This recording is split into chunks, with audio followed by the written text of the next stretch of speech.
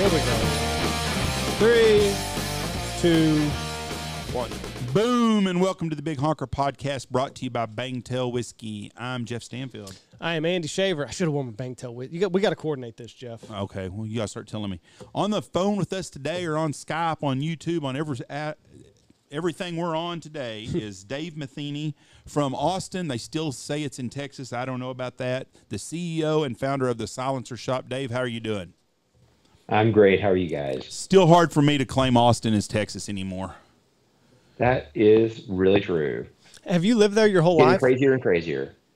No, my wife and I moved here about, 18 and a half years ago, raised our kids here. It feels like home, but it has changed a lot. Where are you from originally? You know, my dad was a military. I was born in Oregon, but I always considered Missouri to be home. So just because I went to high school there. And so you moved to Austin, Texas, and you started the Silencer Shop. Now, how did you get into making silencers?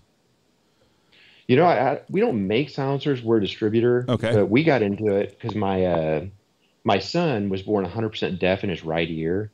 And it's, you know, as we got into hunting and shooting, and he got to that age where he kind of wanted to go, we started looking into silencers really to protect his hearing, right, in that environment. And the first one it was a bad experience. I almost didn't get it at all. It was just kind of luck that I did. The second one, I went to a more established dealer and had almost an equally bad experience. And that really kind of got me started. I thought I can just kind of help people in the local area. I did not expect it to grow into what it's growing into, though. So let me, because this, I'm sure a lot of people are confused about this. So your son is born deaf. What does he need a silencer for? What does that do? You know, it's really hearing protection. So, man, I tell you, you sit with a kid in the blind, having him wear muffs the whole day is just, at least for him, he was like ADD boy, right? Sitting in the blind, bouncing off the walls, and they just weren't comfortable for him. He'd kind of whine all day.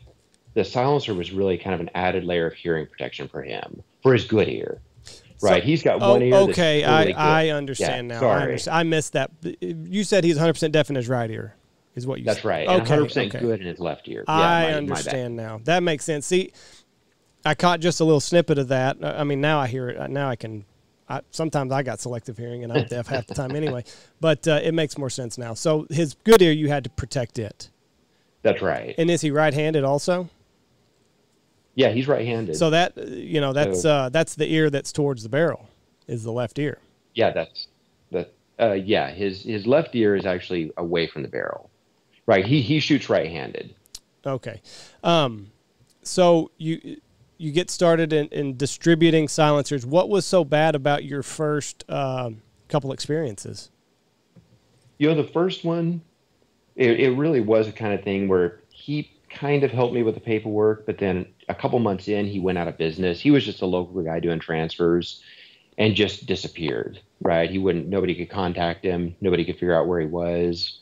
I kind of got lucky and cornered him at a storage facility where he was running his business. It was just a situation where I just almost didn't get it at all, right? Mm-hmm. The second one, that's why I went with a more established dealer the second time around, and he wouldn't help me with the paperwork. I mean, they wanted, you know, they kind of wanted me to push me into the model that they wanted me to buy. They didn't want to help me with the paperwork. I got an error letter. They wouldn't help me with that. That whole experience, it was pretty much equally as bad as the first time around. And that was a reputable dealer. It was, yeah. They'd been into Class 3 they were the local Class 3 place. And nothing against the guy. I mean, I'm not trying to badmouth him. I'm just saying that was kind of their model, was just, if you want to buy a silencer, you're doing the paperwork yourself, you're figuring out the problems yourself, it's on you, right? But I had no idea what I was doing. And I think that's how most people are when they start out buying silencers. Yeah, I looked at buying one a couple of years ago, and I was like, this is way too much freaking government knowledge of what I'm doing to try to buy something, and Yeah, that's right. so what's the take? Like, I would like to get this sounds really, I would love to have a 22 with a silencer on it, because I've shot one before and it was a fun gun to shoot. And I thought, this is a deadly little fucker right here. You could hide in the bushes and nobody know where you're at if you needed one. What is something like that? What's the time? If I told you today I wanted to buy one, how long would it take for me to get one? The times vary pretty dramatically. Right now, we're telling people, 6 to 8 months is pretty typical. Believe it or not, that's down from what it was a couple of years ago, where they were, creeping over a year. Whew. But on the flip side, I mean, since I've been in this business, it's been as low as, 30 to 60 days. So the times vary wildly. So for somebody that wanted one, I mean, so your business model is basically you're hands-on, you do most of the heavy lifting for these people so that they can just pay their money and run That's with right. it? So really a huge part of our business is simplifying that paperwork process. Mm-hmm. Just making it as easy as possible. And we are good at paperwork. So there's no reason to have a customer sit there and try to figure out how to fill out a form. Just offload, let us do that, right? We've got kiosk network deployed all over the country. You just go in, spend about 10 minutes. That gives us everything we need to fill out your paperwork for you. We do all the signatures digitally, and then we even handle the mailing to the ATF and letting you know when they got the paperwork, pretty much everything. So, I mean, it's crazy that it took this long for somebody like you to fill this niche market of like, hey, just let us do it. Yeah, that's right. And we're kind of, when I came into the industry, really the prevailing kind of attitude was that there needed to be a barrier to entry. A lot of the old guys would just say, oh, no, it shouldn't be simple. They need to know how to fill out that paperwork themselves. It's like, but I completely disagree. I think, it's like you hire an accountant to do your taxes. Right. In our case, you're basically hiring us to do your paperwork to buy a silencer. We simplify it. It does not need to be hard. In today's political climate, I assume that down the road, if Biden and them's dumbasses stay in, we're going to be looking at a longer time to get gun. It's going to make it harder and harder, probably. So, are y'all really busy now? Yeah. Yeah, it's been crazy, and it's been crazy. Really, it's been ramping up pretty consistently since probably the last quarter of 2017. It's been a pretty long ramp up, but it's every month it just is more than the month before. It's always surprising. Now, what is driving this? Are people just afraid that in 2 or 3 years you're not going to be able to get a silencer anymore? What is it, do you think? I think that drives the gun market more than the silencer market, because there is such a long wait with silencers. I think with silencers, we really wind up with, people get that gun, they take it out, they shoot it, it's loud, especially first-time gun owners, and then they start looking into silencers. They see their buddy out hunting with one, and they want one. Because, man, it makes life better, right? Then you start thinking, man, I want one on my home defense gun. Right. It's just... It's kind of after somebody buys a gun, they start looking into silencers, and I think we're just kind of following behind the gun market in this case. What's the number one caliber that you sell for? The caliber that is the most popular is the 7.62 millimeter or 308 caliber silencers, and there really isn't a caliber for a silencer. It's more of a bore size measurement. So you can always shoot anything smaller through whatever bore size you get. And a lot of people will get those 7.62 millimeter suppressors and shoot their AR-15 through it, right? That works just fine. Or your 6.5 Creedmoor. So it's a popular choice. So like an AR-10 at a 308, how much does it suppress the sound? Because it's a very loud gun. It is a very loud gun, yeah. And the funny thing is, from an AR-10, you really have two sources of noise, and it's the sound coming through the barrel is suppressed very effectively, but the sound coming through the ejection port isn't suppressed at all. And unfortunately, that's right by your right ear. Mm-hmm. So when I shoot a gun like an AR-15 or an AR-10, I'll still wear a plug in my right ear because I just don't want to be a deaf silencer guy, right? It is loud enough to cause hearing damage just through the ejection port. And, you know, people really get hung up on the supersonic versus subsonic. And the reality is I mean, it does add noise, but it usually doesn't add noise that causes hearing problems, right? It's especially on a bolt action gun. So explain that, the supersonic versus the subsonic. Yeah, with a supersonic round, where the bullet is going faster than the speed of sound, you get a supersonic crack. Mm-hmm. And that crack moves with the bullet, whereas the blast from the muzzle is coming, it's a fixed location from the end of the barrel, right? By far the larger, you know, component of your overall sound is the barrel muzzle blast, essentially. The supersonic crack is there, but it's not usually enough to be a real problem. On an AR-15, people hear that sound through the ejection port, and they're assuming, oh, that's the supersonic crack, and it's really not. It's the sound coming through the ejection port, and it's pretty significant. And then subsonic, that's just a different style round? Yeah, it's basically a lot. Subsonic is a lot slower of a bullet. You're sending the bullet at slower than the speed of sound, so there's no supersonic crack. And seriously, if you're trying to shoot as quiet as you possibly can, subsonic is the way to go. And there are some calibers that are actually designed to shoot subsonic and do really well with subsonic ammo. Like what calibers particularly? You know, a lot of handgun rounds will just by default, like a 45. But like a 300 Blackout, for example, I don't know if you guys have ever used those, but those shoot great subsonic. They're made to be shot subsonic. Yeah, and now so there's probably a big misnotion on the silencer end, because I'm sure people have seen John Wick and, you know, those shoot 'em up type movies where the guy puts on a silencer and then walks into a bathroom and, you know, shoots a guy and sneaks away. Poof, poof, poof, and there's nothing to it, but they're not that quiet. Not quite that silent. That is not reality at all, right? That's just TV. Do you ever get people like that use the silencer and think, or come back to you and like, hey, this is a little bit louder than what I thought it would be?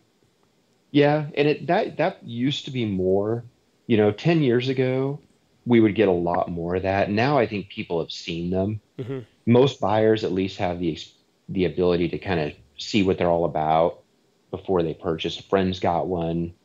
You know, they've heard us talking about that they're not silent, but it used to be a bigger problem. I had a guy when I'd made a comment to a guy that I wanted to get a 22 because they're really quiet. They sound like a BB gun. I mean, there's not much noise to them. And he's like, well, why would you do that? Why don't you just get a 50 cal if they're going to be that quiet? I thought a 50 caliber is not going to be as quiet as a 22 is with a silencer on it. Yeah, not even close. No, it can't be. But that's what I liked about the 22, because I could shoot it and I could hear the bullet hit the water over the sound of the actual bullet of it being shot. And it really surprised me. Because that was as close to what TV makes it look like. You shot a 22 with a silencer. Yeah, Lewis has one, and I've shot it a bunch, and I want one. I'm gonna buy me one eventually. I don't want to go through 6 to 8 months of waiting for something. Why? The wait is the hard part. That's because I'm one of these guys that wants to buy something. Like, I was looking at your website and I thought, shit, I'd order one right now if I was going to get it in a week or so, and I need to do that. I need to go ahead and buy me one, but I'm not a big wait guy about anything. I hate waiting for stuff. But so do you think if you get over that hump and get the first one, you'll have one in every gun you own. They are worth the wait. What about shotguns? Is that ever going to happen? There are shotgun silencers out there. Silencer Go makes one. I just lost the name of the thing. But Silencer Go makes one, and it works. It works pretty well. How do they shoot? Does it change the patterns of the gun, though? Yeah, there's a choke built into the silencer itself.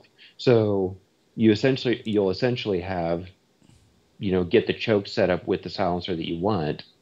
And it actually, like I said, it works pretty well. You get the right pattern and everything.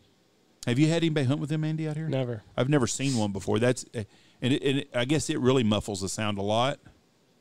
Yeah, it's pretty decent. You know, my problem with shotgun silencers, and I don't mean to knock a whole category, but you know, a lot of times when I'm hunting with a shotgun, I'm out with a group of people, mm-hmm. right? We'll be pheasant hunting, or it's a very social sport more than rifle hunting. Right. So if everybody doesn't have one, you wind up having to wear the same hearing protection anyway, and you just added this, you know, 8-inch long suppressor on the end of your gun. Oh, it's 8 inches long? So to me, Yeah, so a shotgun suppressor ranges from 8 to 12 inches. God almighty. It's, That makes for yeah, a so long to barrel. me, it does. It's a really long barrel. And then you have to wear hearing protection anyway because nobody else has one. Right. Right. So if everybody could get one, that'd be great. The home defense is something that makes a lot of sense to me because I was watching a video on YouTube, I guess, and the guy was basically saying, you know, if an intruder's in your house and you have to crack one off in your house, like you will be so disoriented by the time you know, just to assess what's going on, just because it's so loud and there's so much reverb in your house, like it'll deafen you and it will make it That's right. make it to where you don't know what you're doing. And it's not only that, but you wind up with permanent hearing loss or tinnitus for the rest of your life. Whereas just putting a suppressor on the end of the gun would completely avoid all that. I think everybody should have one on their home defense gun. I mean, we all hope never to have to use it, right, in a home defense situation. But man, I tell you, if you do, you avoid major health problems for the rest of your life. Right. Now, are you concerned that maybe one day silencers will be off the market completely, depending on how this 2A fight goes? You know, my concern, yeah, possibly eventually. My concern short term is really more along the lines of like regular guns. Like I always hunt with an AR-15. That's kind of my go-to. They're ergonomic, they're light, they're easy to use. And my concern is that they're going to try to follow the same model they've done with silencers and move AR-15s under that type of regulation.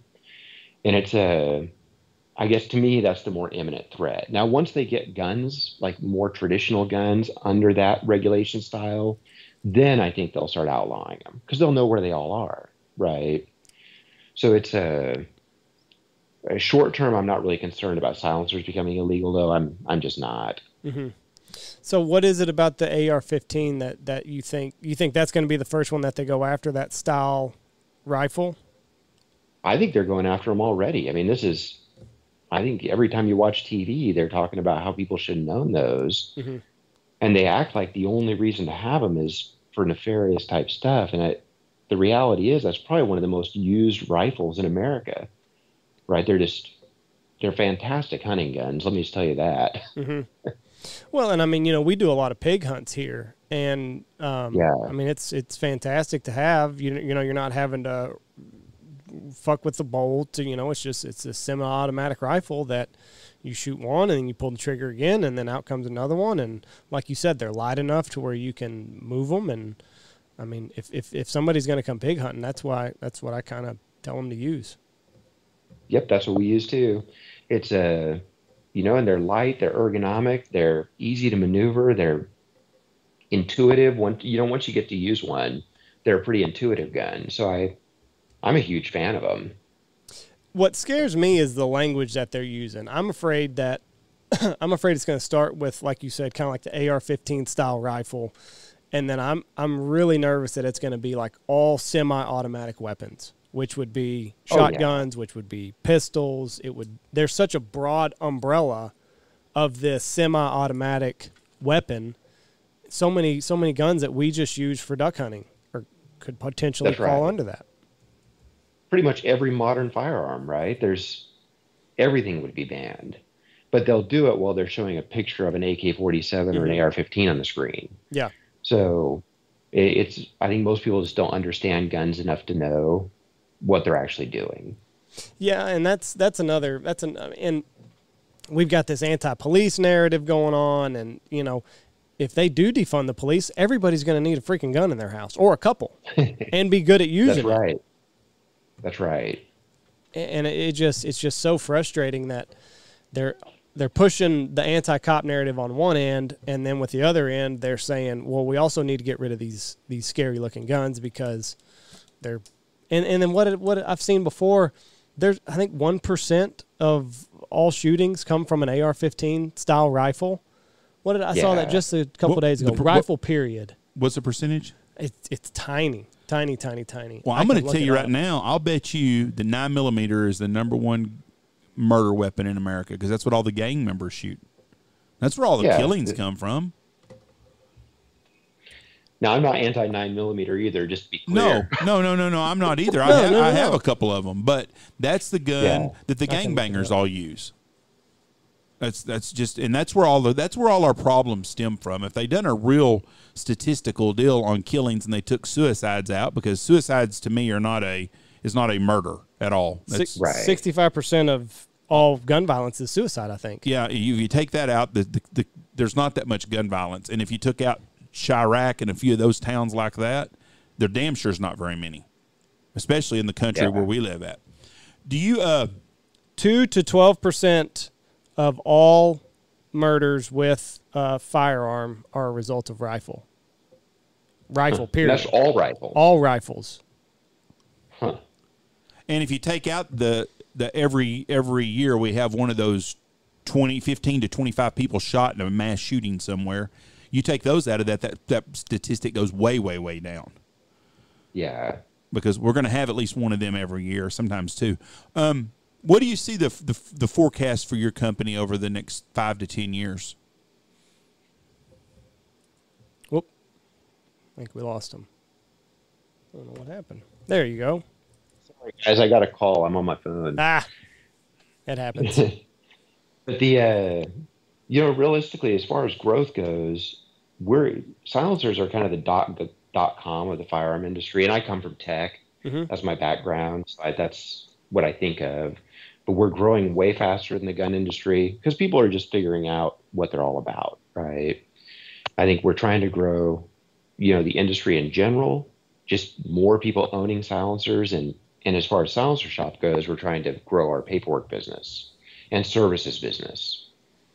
Now, is there any other like niche market that you see that your shop could kind of venture into? This paperwork is kind of the hard part of getting a gun, period. Could you potentially make it easier for people to purchase firearms? That's really where we're kind of focused. A big part of where we're working right now is on simplifying the whole process for both dealers and customers, because there are a lot of problems within the gun industry that they're being handled manually. Whereas in any other industry, people would be throwing tech at them. So that's what we're trying to do is just, write software to simplify some of those processes just for your average gun dealer, right? I could see if you had a website, we'll call it gun.com. They probably already have one, but just say, you're home and you're like, hey, I want to buy me a new 9mm. And you can look it up, whatever kind you want, blah, blah, blah, and turn it over to you. And the next day, the FedEx courier shows up at your house with a gun, or a week later, whatever it is, and you don't have to jack with getting down and going to stand in line for 8 hours. Because I know as of recently, when Academy, which is in Abilene, which is our closest place, they would get guns in on like a Tuesday, and people knew when the guns or the ammo was coming in. And if you weren't standing in line Tuesday when they unloaded that truck, whatever they were going to get, it was all gone within 3 or 4 hours. Yeah, that's right. And people don't want to do that. They don't want to stand in line for 8 hours at Cabela's to buy a rifle or a pistol. Yeah. Especially an American citizen that's completely legal to do it. Yeah. No, I agree. There are a lot of issues that dealers face that I think a lot of them, there's stuff like that, but there's also some very behind the scenes stuff dealers have to do that eat up a lot of time, space. There's just some problems they have in general. It's those types of problems we're really kind of focused on. So anyway, that's kind of, it's just being a services company is really where we're trying to go. Now, when do you think we're going to see ammunition and guns being fully stocked? Do you have any idea on any of that type of stuff? I keep hearing into this year. I don't know how true that is. I know there's a new reloading press I was looking to get, and I just got an in-stock notification from Midway 30 minutes ago. And normally I get those notifications and click on it, and it's already sold out. Today I clicked on it, and it was actually still in stock. So did you order it? No, I didn't. but by God, it's there. I need it in a month. So I thought, I'll wait. I'll probably regret that. Oh, that's a terrible decision. If it's there, you got to get it now. Probably. That's right. You got to get it now. And now I'm telling everybody it's in stock, so yeah, it really won't be. Oh yeah, it's gone. No, forget it. It is not there anymore. But it's just it. Do you think that it's the new gun owners coupled with the fact that a lot of these plants were shut down, or where do you sit on that? Because there's a lot of conspiracies floating around that the government bought them up or whatever. Where do you fall on this? I always hear that stuff. And the government is always buying ammo, obviously, but it's I think a lot of it really is consumer demand is just at a crazy high. You can see that in the background checks that are being conducted through the FBI system. Everything, new gun owners and all those new gun owners want ammo. They want to go to training. They want to get their concealed handgun license. This stuff all kind of stacks up. To me, that's kind of driving it. Right. And manufacturers are trying to get caught up. Oh, yeah, for sure. They want to make money just like everybody else does. does. Absolutely. They don't like seeing store shelves bare. Yeah, that's right. I think on the gun, all the bullets and stuff, or ammo, it's not just the new gun owners, it's old gun owners that every time they go to town, they see it, they buy a box of shell. They used to never do that because you never worried about it. Now they go and they're hoarding 100 boxes of 100 rounds of shells at home they never carried that kind of stuff before. Right. There's people that's got a guy going elk hunting in a year who's thinking, well, crap, I better buy now. Right. Yes, that's right. Right. We have a shotgun, Boss Shot Shells. They're one of our sponsors, and they're good friends of ours, the owner and stuff. And I've been telling people, hey, if you're going to buy your shells for next year, then you need to buy them now. And I've had shipments here the last couple of weeks of guys that are coming hunting with us November, December, January that are sending their ammo here instead of waiting and buying it in November, December. They're buying it now to make sure they're going to have it. Nice. And that's happening all over. So the guys are buying rifle rounds the same way. Yep. And 7 million new gun owners is what they said we had last year. And if everybody buys 100 rounds, that's a bunch of bullets. Yes, it is. Yeah. Yeah, to me, that's what's driving it. There's just manufacturing just wasn't ready for this. Just the craziness we've had.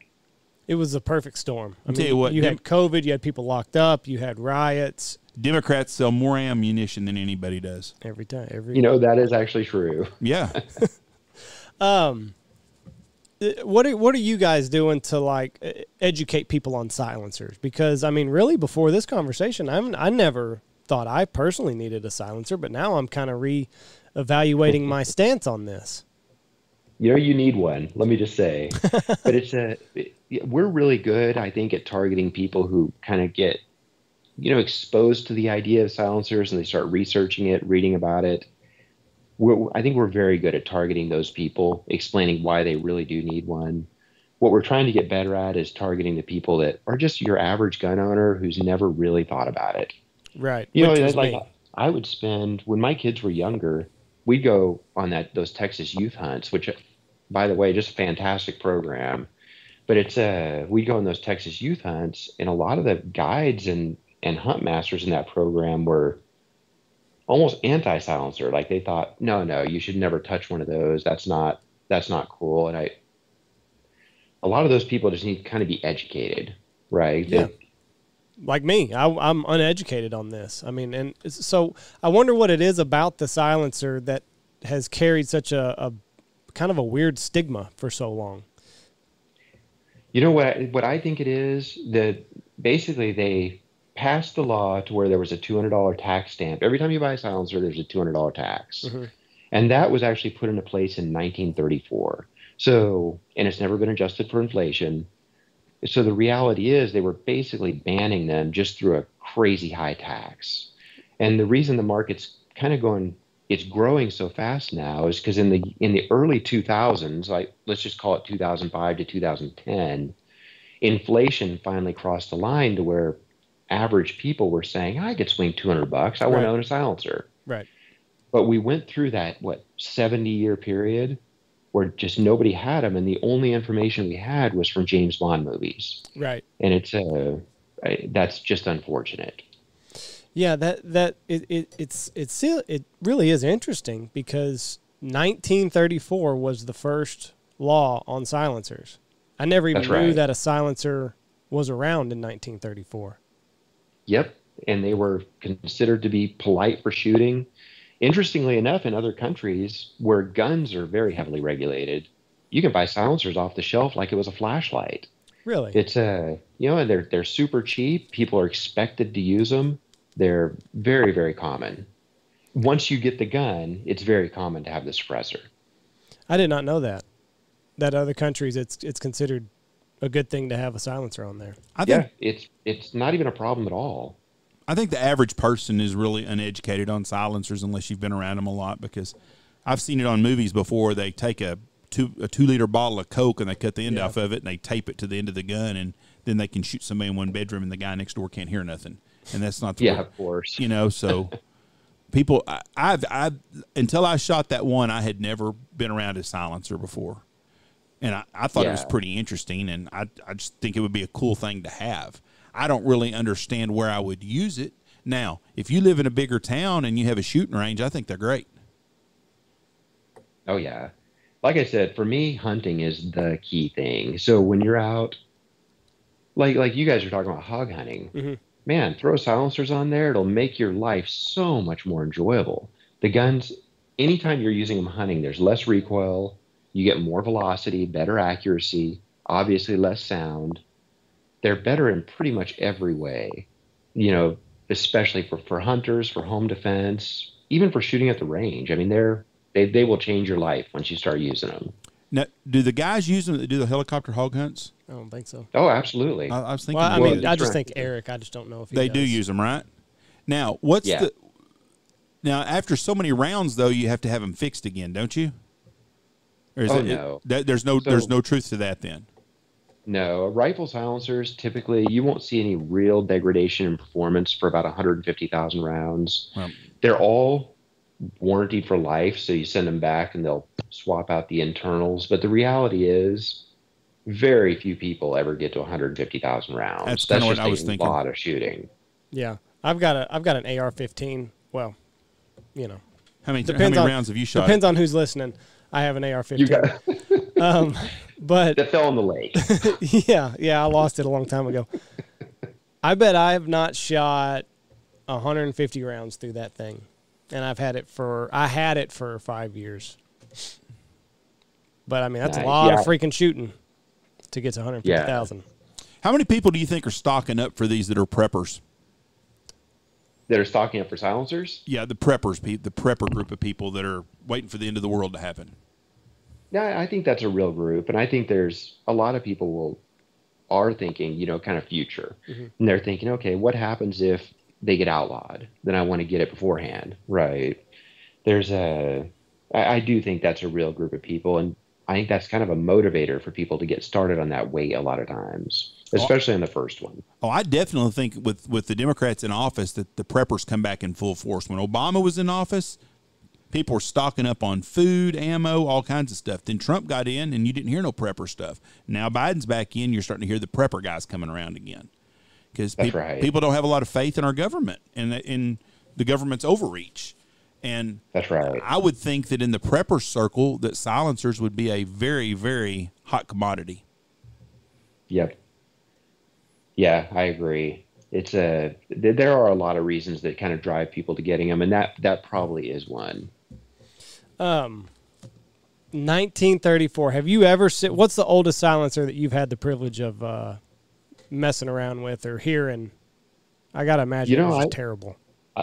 I've never heard one from prior to then, but I've seen them. A lot of the original actual Maxim designs that were Henry Percy Maxim was the original inventor of the silencer. He also played a part in inventing car mufflers because it's the same concept. But yeah, I've seen a lot of those things. They're actually kind of cool. I've never heard one because I don't think anybody would want to shoot one. They're collector's items now. Right. What did he was he just messing around with like the muffler and just this new technology, or did he have a reason to get into it like you did? No, I think it was just hearing protection and comfort, right? It's like, man, let's make this gun more enjoyable to shoot is really what it boils down to. Right. So it was a $200 tax in 1934, and is it still $200 to this day, or have they adjusted? It is. Nope, it never adjusted. It's still $200. See, and I think a lot of these guys that are building their own rifles, I think they like the idea of maybe having a silencer because, so many people are building their AR-15 or I know that's what my brother did with that AR-10, got everything in and, made this Frankenstein gun. So I think these guys that are kind of tinkering with guns more and not just buying them off the shelves, but it's something that it's kind of like a car now. These guns guys are building it from scratch and, they want a cool little silencer on the end. Okay, I'm looking at your website, and a Dead Air Mass 22 HD is $429. Is that including the $200 tax or not? No, that is not including the tax. There's a $200 tax on top of it. On top of that, it's only $400. $429, and it says location is Hamlin, Texas. Is that just one of the people that you sell them for? Yeah, we've got about probably close to 4,000 dealers in our network, so you can just pick any one of them. We handle the paperwork, getting it to them, getting it to you. There's no transfer. We try to simplify, or no transfer fee, I mean. Mm-hmm. We try to simplify the whole thing as much as possible. I'm going to be in Hamlin today. Stop by and buy me one. That's crazy that it's only $400. Like, I was thinking these things would run a couple $1,000s. No, that's really, there's not anything that really goes that expensive. You get into high-end rifle suppressors, you start getting into the $800, $800 to $900 range, even $1,000 for some. Mm-hmm. But past $1,000, there's just not much out there. Well, I don't know why I was thinking $2,500 for a silencer. Well, I'll sell you this one for $2,500 for $429 right now. So what's your best-selling caliber? Or best-selling caliber really are the 308, the 7.62. What about brand? And people throw those on their bolt guns, and that's what I'll go out. To me, a bolt-action rifle with a suppressor on it is just an unbelievably good combination. I don't wear hearing protection at all when I'm hunting because I'll take that one shot all day and it's completely comfortable. That's really kind of for longer range hunting. That's my go-to. What about, have you noticed that this technology of the silencer is getting better, like from 10 years ago even? It is. It's jumped forward in a couple ways. I think, first of all, they've gotten quieter, mm-hmm. right? I think a lot of manufacturers have figured out, some ways to tweak the baffles to use less volume internally, make them more efficient. People have played with diameters of the suppressors. That's made a difference. The mounting systems have improved, so now you get a lot better accuracy than you did. 10 years ago, it was a little bit of a, roll the dice on how the accuracy is going to be out of your can. Now you'll get a better accuracy with it than without it. Also modularity. So you'll have a suppressor that you can shoot in a long configuration that's really quiet, but when you care more about maneuverability, you can just take that end piece off and, you got yourself a 4 or 5 inch suppressor, which is way better for walking around with. Right. Right. What was the original reason that they did this? They put this tax on in 1934. Were they afraid of something, or was this just kind of the first step on this road that we're kind of on now? It was kind of an accident of history. The original intention of that law was actually to basically have a ban on handguns. Supreme Court stepped in and said they could not do that. That was an overreach and in a violation of the Second Amendment. So they basically threw everything in there they could think of just to say they passed something. And silencers wound up being included because of poaching was the theory. With a silencer, you're going to be able to poach easier. So they just kind of fell in. But if that law was not even really intended to be anything silencer related initially. So the original theory was they would get rid of handguns way back when. That's what they were trying to do. Way back when. Can you imagine that? Yeah. They've been trying to take our guns away from us since 1776. That's crazy. It's really true. People think it's a new thing. Man, the gun control is not new. No. They've been trying for a long time. 1934, though. I thought it was like a hippie movement, like in the 60s and all that peace and love type stuff. I thought that was when it came up. And they said it was for poaching. Nowadays, if they wanted to fix poaching, they need to get rid of all the damn night vision. Yeah, the thermals is what is driving That's poaching the poaching now. stuff nowadays. Man, but I love thermals. They're so fun. But that's what I mean. If you're out poaching at nighttime and you're using a spotlight, your ass is poor. That's all the bottom line too. Yeah, I mean that's right. That's it right there. If you're running a spotlight at night, you're poor. That's what it's come down to. Now, is there a bunch of paperwork for thermals, or you can get that anywhere now, can't you? Yeah, you just buy that online. Yeah. I bought a thermal on Amazon. Yeah. So yeah, they're easy to get. Yeah. That's the stuff that, I mean, seriously, like if you're, that's the military style stuff that you might want to look at, not a freaking, I mean, it's crazy how some things are acceptable and then other things are not. That's part of this world that we live in, that if they had a real gun problem in this country, they'd know it. Oh, yeah. If it's illegal people that had guns and ammo and night vision and all that shit, if they had a problem with us, they would know about it. They'd known about it a long, long time ago. Yep. Yeah. So you can get them you can basically get a freaking silencer on anything now. Pistol, rifle, shotgun. What, you can't really carry, like if you're going to conceal carry, do you know of anybody that has a silencer on their gun for that, or just too bulky? Man, it adds too much length, right? It's just, I mean, I'm sure there's somebody who conceals carries with a suppressor, right? We're going to have someone. It seems impractical to me. Yeah, I agree with you, but we'll have somebody that listens to this that will, by God, I do. It'll happen, I guarantee. Well, and I just think about, because I conceal carry, and then I got custom holsters for the guns that I lost a long time ago, but I don't even think that it was an option to custom build your holster with a silencer on there. Probably not. So I don't know what they would do, but everybody wants to be John Wick, so I'm sure somebody's out there carrying a 9mm. All the cop movies back in the day, Clint Eastwood had a silencer probably on his. He just pulled it out of the old chest holster. Yeah, there you go. And went on town. Dirty Harry. It's just crazy that mainstream media has formed everybody's opinion on silencer, and it's really got a practical approach. Tell everybody your website and how to get a hold of y'all. Just silencershop.com. Go to the website. Everything you need is on there. It's and we've got blog, videos. If you want to call us, feel free to call. All the information you need is right there on the website. So total time, start to finish, if somebody wanted to buy a silencer right now, how much time would they be looking at before everything is handed over to you? Is it 15? Like to order it through your website, is it 15 minutes to fill everything out that they need to? Is it half an hour? How long is it start to finish? Yeah, I see what you're saying. So basically, you place the order online. It's like ordering from any other website. You select your dealer, pay, you're pretty well done. It's usually about 2 minutes later. Within about 2 minutes, you'll get a text and an email with we call them kiosk codes embedded in there. And you just take that to your nearest kiosk, which we've got over 1,000 kiosks all over the country, usually within a few minutes of your house. And going through that kiosk usually takes 5 to 10 minutes. And then we've got everything we need. The only other piece of information that we need is basically a photo, like a Silencer Shop selfie. We have a mobile app for that.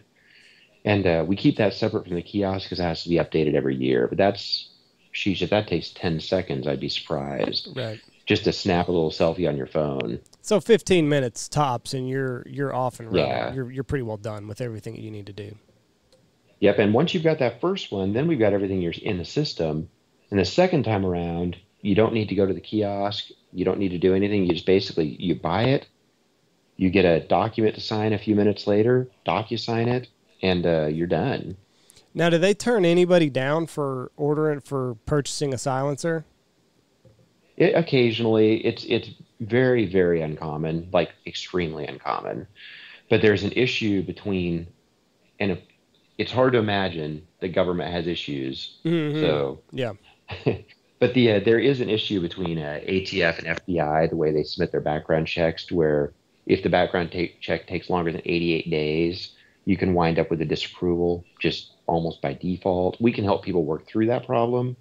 It's something that we can solve very easily, but it's still the possibility is there. As far as real disapprovals, realistically, most people who are felons know they're felons, right, and they don't even apply. Right. So we see very few that are for valid reasons. Right. And even the ones that are for that reason I'm talking about there, it's like it's way under 1%. It's hardly anybody.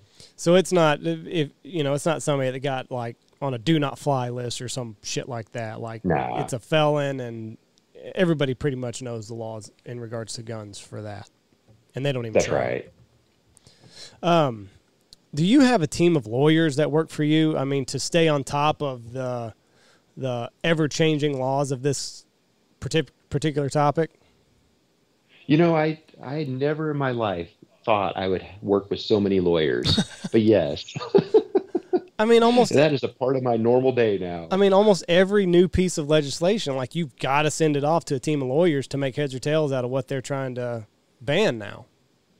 Yeah, it's a moving target. The legislation, though, isn't the biggest piece of it. It's more just ATF interpreting stuff different all the time, right? And just kind of trying to make sure we're ahead of the ATF regulations, which can change without Congress doing anything. Just the ATF wakes up one morning and says, no, this is how we're going to do it today versus yesterday. That's right. Yeah, it's kind of a moving target. So that's part of what gives.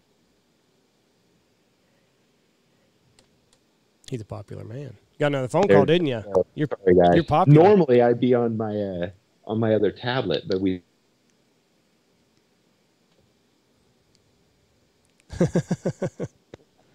There it goes again. Yep.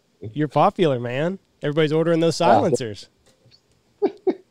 That's right. So the ATF just wakes up one day and says, nope, we're going to do it this way. And you've got to be ready for that adjustment. Yeah, and that's really, we adapt very quickly. We've got, half a dozen programmers here, and we move very quickly on stuff like that to where we can just, any change they want us to make, we just make. It doesn't affect customers at all. We do it all behind the scenes. It also helps dealers because dealers don't have to stay on top of it.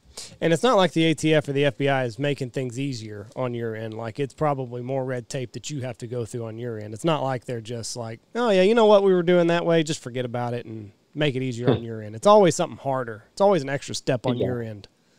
That's right. It's new paperwork, new requirements, and, we'll push back on some. There are some things they do that I would argue are not even legal, but it doesn't matter because they're the government. Like what? So it's what's an example of that? In my personal opinion, when they threw the Social Security numbers onto the forms, I think that actually violates the. There's actually a law passed a few years ago where you're not allowed to put a Social Security number on a form that's sent by a mail. And this form is clearly sent through the mail. So we did post a comment to that effect before they did it, but it just doesn't matter, right? So it is what it is. They're the government, and we adapt. I got a new gun not too long ago, and I was filling it out at my FFL dealer, and he said, don't put your social on there. Like I've got my concealed carry, and he said, don't put your social. It does not need to be. And that is true. I would give the exact same advice on a form. You're talking about a form 4473. Yes. I would never, ever put my social on a form 4473. It says optional, and it doesn't affect anything. Right. That's so what he said. said. Don't do it. Yeah, he said, look, hopefully the ATF isn't listening to my advice here. But I will, on a form 4, it's actually the opposite, because they're running a background check, and if you don't put your social, you're likely to wind up as being one of those people where you go 88 days, and then they just send it back because you didn't get an approval. Right. With a form 4473, there's no approval. It's just a background check. With a form 4, there is. So I do recommend that people put their social on there. Now, is the ATF and the FBI looking at these simultaneously, these applications simultaneously, or is it one or the other? It's both. So when ATF gets it, they basically go through their data entry process. They'll submit the background check over to FBI.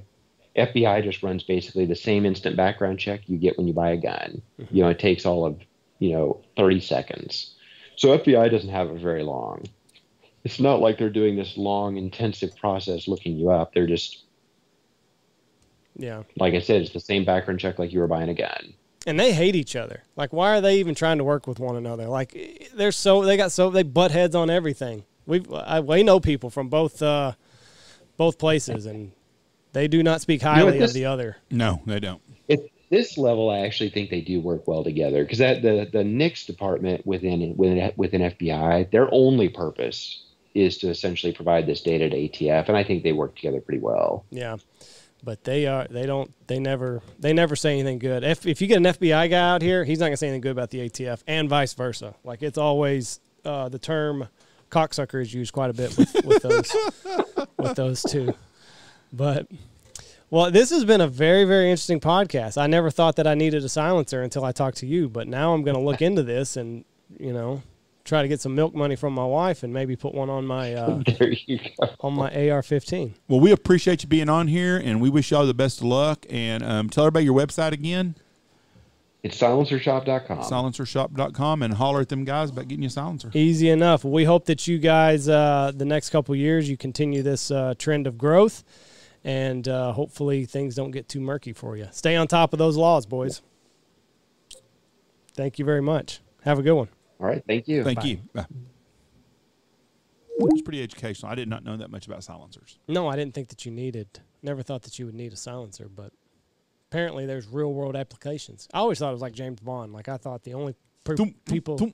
Well, no, not that. Just like I thought the only people that needed it was like a John Wick going into a crowded bathroom and you want to off somebody and not have to... That 22 I shot was the funnest gun I've ever shot in my life. Just because it was so quiet? It was so quiet. It was like shooting a BB gun. Just a ping, ping, ping. Couldn't believe it. I could hear the water. Actually, the bullet hitting the water was louder than and I was 50 to 100 yards from the water. I think John Wick, he had a silencer on a shotgun. That's when you're serious about things. That's when you want to blow some shit up and not do it.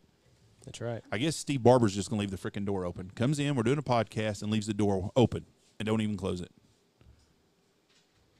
The great Steve Barber is here. Are you paying the electric bill around here? Is it raining out there yet? No. Steve needs to get a haircut. Ooh. That shit don't grow on top, but it does on the side. He's letting it grow out. He's got that shit prepared for the comb over. Guy's got 17 hairs on top, boy, but he's got, look at that shit. Shining. You can't even cover the shine up no more on it. It's so bald. You can tell he is from the 60s with that long hairstyle. I'm telling you. So hippie. Peace and love, baby. That's the same haircut he had when he was in that Puerto Rican whorehouse that time. All right. We're out of here. Thanks. Peace. God bless y'all and have a great week. Well, dang, don't go that fast. Huh?